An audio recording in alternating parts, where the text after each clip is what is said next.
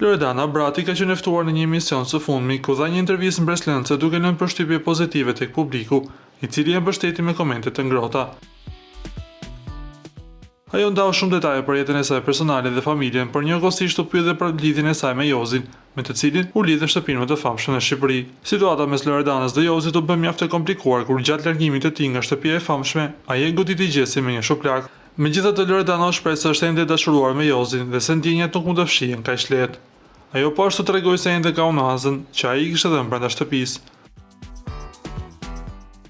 Në lidhje me të ardhmen, Loredana u shpreh: "Dua të shikoj gjërat mirë, nuk i falen dot vetëm ndjenjave", duke theksuar se dëshironte që mendja dhe zemra të shkonin bashkë për të marrë vendime të qarta. Ajo gjithashtu përmendi se nuk e kishte takuar ende Jozin, përveç disa komunikimeve të shkurtra që kanë pasur.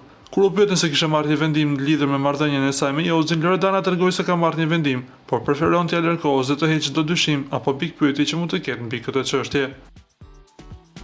Ju lutem klikoni tek butoni subscribe për të marrë të rejat më të fundit nga showbizi shqiptar.